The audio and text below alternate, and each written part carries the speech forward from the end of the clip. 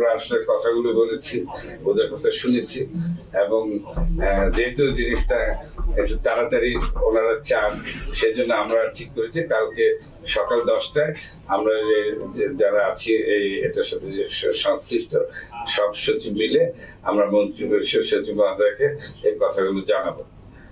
এটি সিদ্ধান্ত, আর কিছু না। তারপর ওনারা এই যদি পরবর্তী কি করবেন, একটা দীর্ঘ প্রক্রিয়া তো থাকেই, সে প্রক্রিয়া করে সরকার উচ্চ পর্যায়ে যারা মুখপাত্র থাকবেন তখন তারা এই বিষয়ে একটা ঘোষণা দিবে।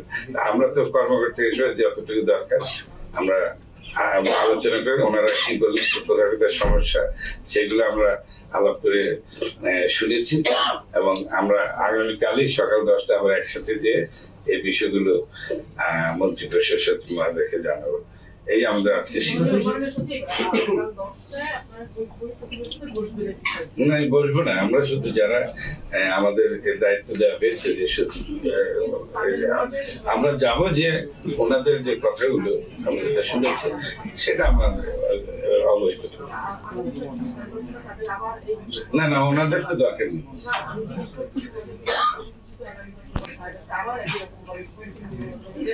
ওদেরকে না, আমরা ওনাদের সাথে কথা বলছি, এই যে আলোচনা চলবে এবং যে প্রক্রিয়া গ্রহণ করা হবে, সরকার যেটা সিদ্ধান্ত নিয়ে করবে সেই সময়টুকু আমরা কাজে থাকবো, দিয়ে যেতে হবে, কোনো আন্দোলন করবেন না।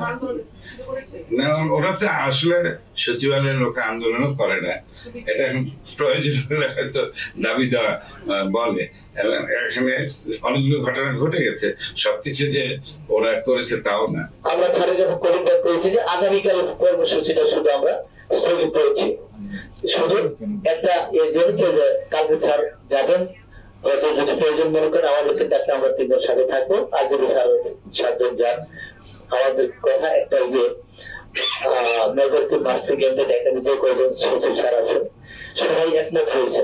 প্রথম আমার ধারণা যে 6-7 জন সচিব স্যার যদি বলেন, ক্যাবিনেট সচিব স্যার অবশ্যই এটা পজিটিভ দিবেন। আর সবচেয়ে পয়েন্ট হলো যে আমরা এটা আংশিকটা করে আলোচনা করার জন্য আসিনি, স্যারেরা আমাদের সাথে একমত হয়েছে, এটা সম্পূর্ণ বাতিলের জন্য স্যারের কথা বলবেন। ওনারা যেটা বলেছে আমরা শুনেছি, সেটা আমরা জানাবো, কারণ আমরা এই আইন করার আমাদের কোনো হাত ছিল না, বা আইন বাতিলের আমাদের হাত নেই, আমাদের ক্ষমতা নেই, এটা একটা প্রক্রিয়া।